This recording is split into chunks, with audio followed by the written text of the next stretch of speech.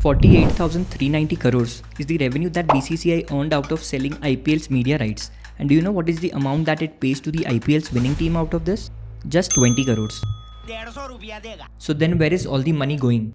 While Chennai Super Kings was bought for about rupees 360 crores in 2008, Lucknow Super Giants was bought for about 7,090 crores, which is about 20x the amount that was paid for Chennai.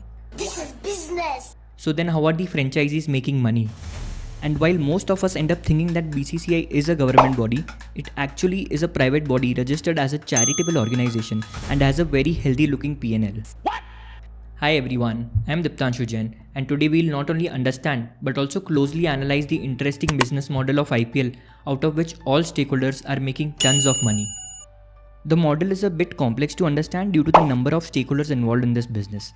There is the BCCI, the broadcasters, advertisers, title sponsors, associate sponsors, team sponsors, franchisee owners, state boards, and individual players. However, to get a good understanding, we just need to study three stakeholders who are central to this model and control the entire money game. The BCCI, which is the governing or the administrative body of the IPL, the broadcasters who pay BCCI thousands of crores for the media rights of IPL, and the franchisee owners who also pay BCCI thousands of crores for buying a team in the IPL. So the first question that must be coming to your mind is, what is BCCI doing with all this money? Let's have a detailed look at the revenue and expenses of the BCCI. The BCCI earns revenue from three stakeholders: the broadcasters, the sponsors, and the franchisee owners. Broadcasters are basically media companies that buy rights from the BCCI to stream IPL on their TV channels or digital platforms. The media rights for the first 10 years of IPL were owned by Sony, for which it paid 8,200 crores. Then for the next 5 years, the broadcasting rights were owned by Star India, for which it paid 16,347 crores.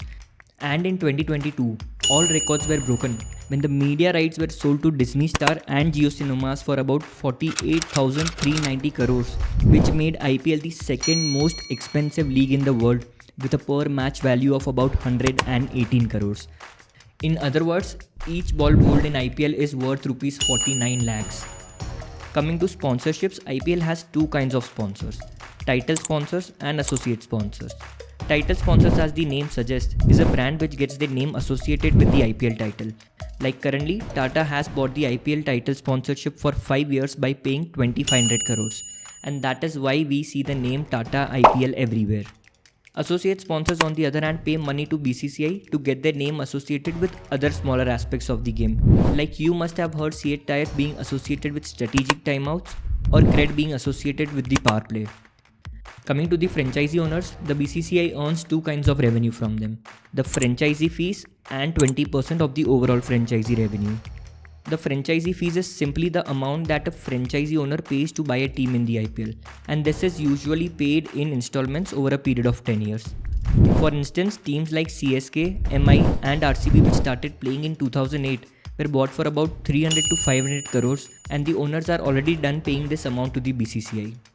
However, in 2022, two new teams, Gujarat and Lucknow, were added to IPL, and combined together, they were sold for about 12,700 crores, meaning an annual revenue of about 1,270 crores for BCCI for the next 10 years. Also, as per a new clause introduced in 2018, franchisees were mandated to share 20% of whatever they earn with the BCCI. And putting together the numbers from all these three stakeholders, the BCCI currently earns a revenue of about 12,500 crores from IPL. And this is a very big number.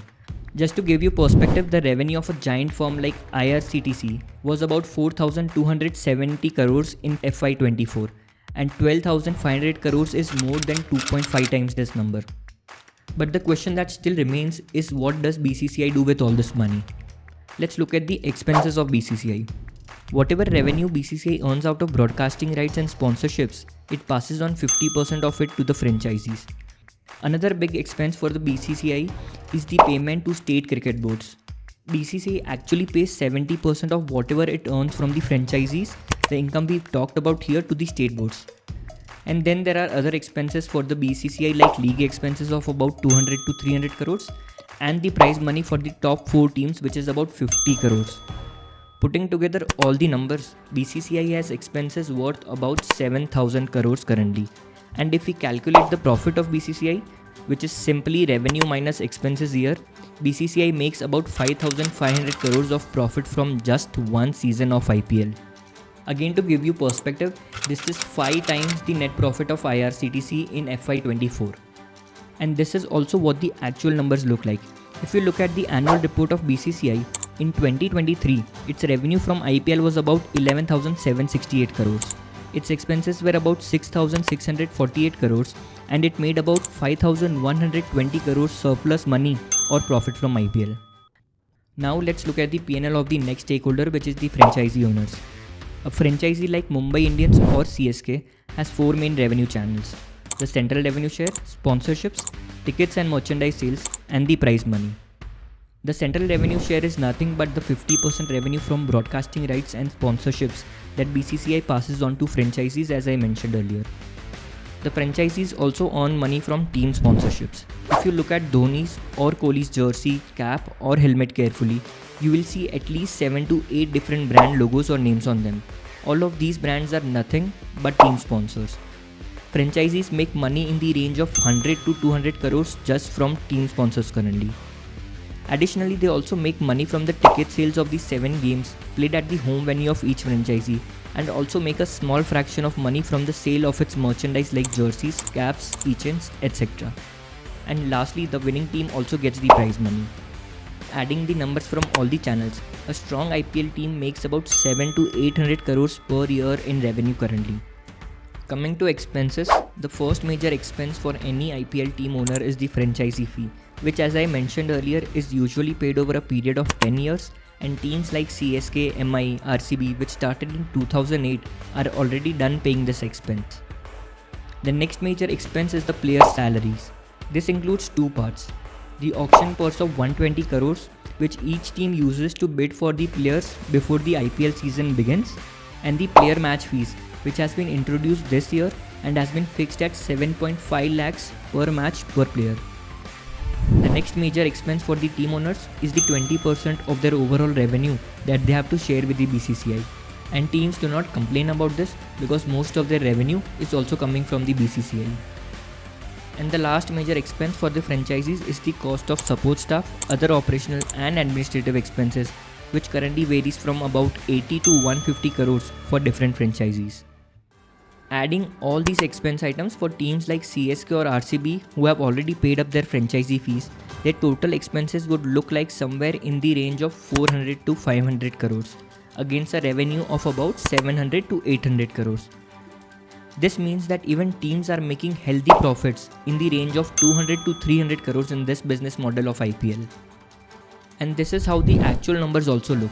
For instance, in FY24, Chennai Super Kings reported a profit of 229 crores with a revenue of 676 crores, while Royal Challengers Bangalore reported a profit of 221 crores with a revenue of 650 crores. Now let's have a look at the last stakeholder in this entire model, the broadcasters, the money from whom is fueling this entire league. What is the business opportunity that JioStar sees in IPL for which it is ready to pay BCCI about 9,500 crores every year? The answer lies in its 2 main revenue channels, ad revenue and subscription revenue. Let's talk about the current year 2025. JioStar is already targeting to earn 4,500 crores just from ad revenue this year, and also planning to add about 4 crore new paid subscribers through IPL. And it already has an existing subscriber base of about 6 crores who will continue bringing in subscription revenue for JioStar during the IPL season, most likely because of IPL itself. And also the most important thing is that when companies like JioStar, Netflix, Prime do their revenue planning, they just do not look at the one-time revenue brought in by a new subscriber, but the lifetime value that the customer will bring. And so the revenue that JioStar will be earning out of IPL in the long term will be way more than the 9,500 crores it pays to BCCI currently. And with this, we are done analyzing all the main stakeholders of this intelligently built business model of IPL, where all the stakeholders are making huge money and profits. Not only is IPL a money-making machine, but it generates employment for about 1.2 million people, provides an income for the state boards which helps in strengthening the sports infrastructure for the country, and also has been the reason behind the rise of many players like Abhishek Sharma, Rinku Singh and Pandya brothers. If you enjoyed the video, please do not forget to hit the like button and subscribe my channel, because that is what would motivate me to keep making more such videos for all of you. Thank you and goodbye.